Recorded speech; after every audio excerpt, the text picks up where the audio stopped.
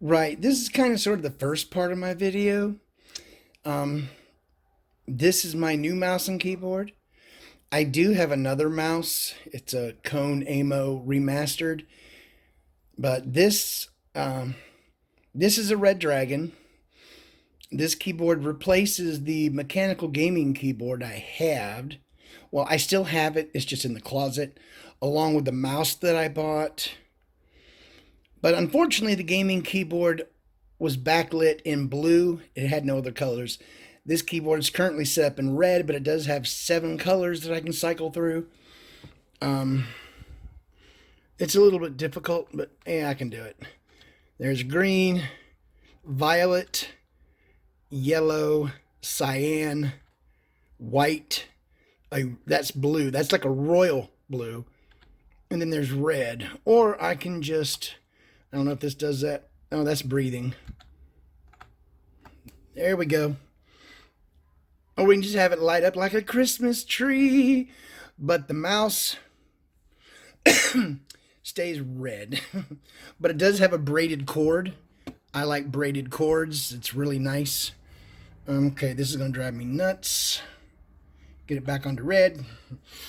So now my entire computer system is in my 2 favorite colors, red and black, because the tower is lit up in red up front, which I will be pulling this out to show you the upgrades that I have done, which involves that device right there in the back. Yes, that external device. But I will show you all of the stuff that I've done to this tower later in this video. Click on Zombie Apocalypse.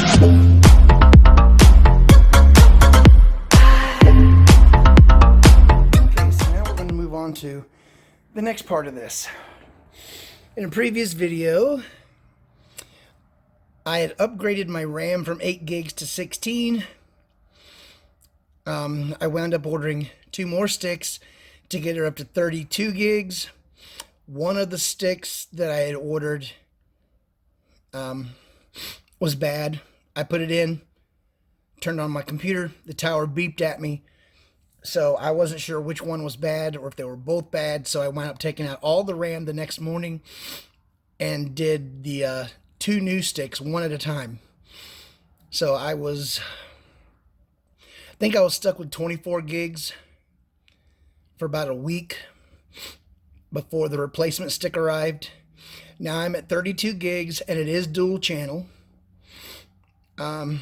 So this, I really don't think this is a major upgrade, but 32 gigs is the maximum I can have with this computer on a 64-bit operating system. And then down here, this is my 3 terabyte hard drive.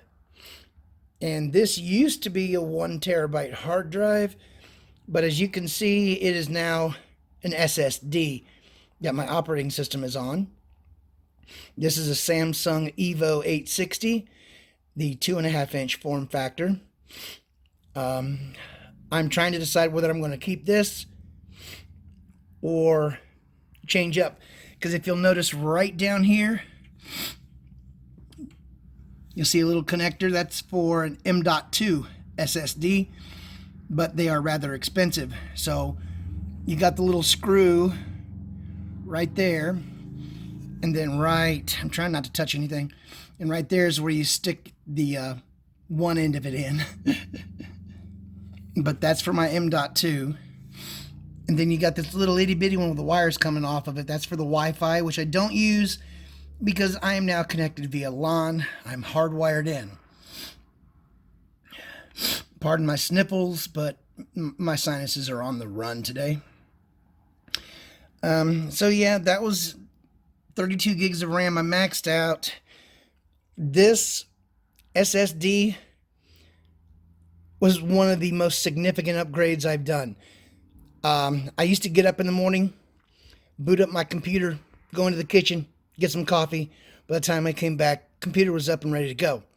With this, it's up and ready to go before I even get up to leave the room. It takes seconds. Now, the other major upgrade at this point in time is this bad boy right here. It says game on.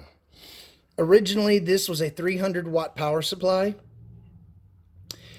and I wasn't really happy with it because I knew I wanted to make some more upgrades. This is an Asus ROG Strix 750 watt, 80 plus gold certified power supply. And this is a little magnet that's on it. There you see the ROG Strix 750. All right, we're back. Watts. Sorry, I had to... My services were required. I don't know if I got to mention before I had to stop that this is an 80 plus gold certified power supply unit. Now, there were some interesting things. I like the fact that it's fully modular. When I removed the 300 watt, that it was kind of daunting taking it out because it wasn't modular at all. And there was a whole bunch of just wires going everywhere, some to nowhere. And it all boiled down to me running 3 power cables. The motherboard cable, which is right here, which I need to pull some slack and see if I can zip strip it to the bottom of this hard drive bay, because this graphics card is going to be replaced with a 580, and it's probably going to wind up hitting that cable.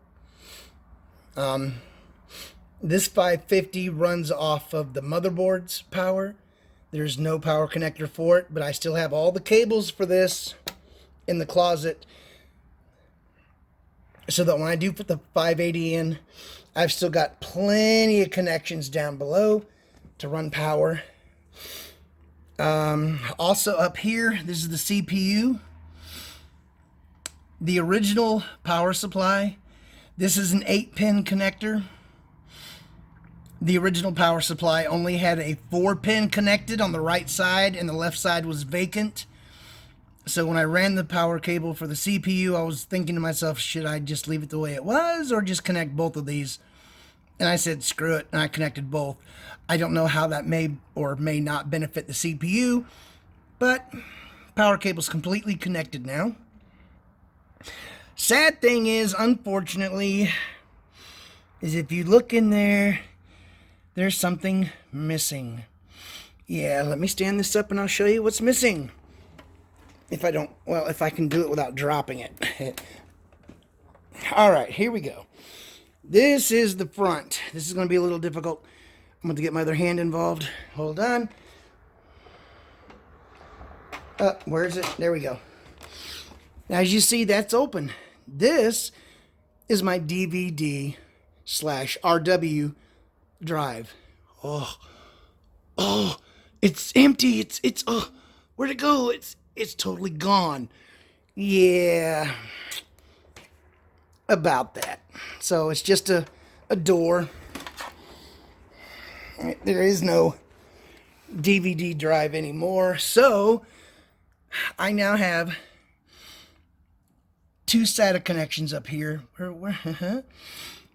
There's one right there, that black one, and then that black one down below. So I'm going to be putting 2 6 terabyte hard drives up here. This 3 terabyte will be replaced with a 6 terabyte as well. So I'll have 18 terabytes of storage. And I threw away the DVD/RW drive. Not because it didn't work. It worked just fine. It's just this power supply unit did not come with a power connector that small, because it was basically a laptop DVD drive. And that's what this is for. This is an external. And it's completely powered by this. Data transfer, everything. One cable. It connects to the USB 3.0 on the top of my tower and runs just fine. A lot of them said, oh, you've got to connect it to a USB that's connected directly to the motherboard. That's not the case here. But this is a Hewlett-Packard DVD/RW drive, which I've tested out the DVD part. It works just fine. See, there you go. USB external DVD/RW. It didn't cost that much, and I figured since the computer's Hewlett-Packard, I'll go with the Hewlett-Packard DVD/RW. I needed it because I still have software on disk, and there's no way I can access it without having that drive. So, yeah, it held me up for a little bit, because because I was like, I have no way to connect power to this because the original power supply was not modular. I was hoping it was connected to the motherboard somewhere and it could just stay. But that's okay. I freed up a bay so I can actually utilize 3 hard drives and then my little SSD. But I needed this because I need 500 watts for the graphics card I'm looking to get. But I'll be upgrading the CPU first so I don't have a bottleneck with the graphics card. This currently has a Ryzen 5 1400 in it. I'm looking to get a Ryzen 7 1700. I can go as high as the Ryzen 7 1800X, but the TDP was a factor. The Ryzen 5 does 65 watts. The Ryzen 7 1700 also does 65 watts of TDP. And the Ryzen 7 1800 does 95 watts of TDP. So I want to keep it in the same range. This processor's 3.2 gigahertz. The Ryzen 7 I want is 3. I don't think you're going to notice a 0.2 gigahertz decrease. And it's still a much better CPU. So in order to do those future upgrades, this had to happen. Now, it does have a button on the back, right here, which I have it on. Now it's off. So, with it off, the fan only runs when it gets warm. If you have it pushed in and on, the fan always runs. And this is an ATX. And the fan is down here on the bottom. But Hewlett-Packard, when they did this Omen Gaming PC, they thought ahead. So there's holes in the bottom. So when the fan's going, it's pulling air through. And I do have my tower on this. So it is off the ground. And the back is around here. So it's getting airflow all the way through. It even has a slot. So I do have a side vent in one of the side panels to get air through. So we're good, but it's got, I think this is like a 140 millimeter fan inside here. And then I got a 120 here blowing out. Not sure what size the fan is for the CPU, but it works well. And then you got that little itty bitty rinky dink fan for that, which you need to take out and clean again. And then I got a 120 millimeter in the front pulling air in, which also needs to be cleaned, I see. Oh my God. Anyway, that's the update.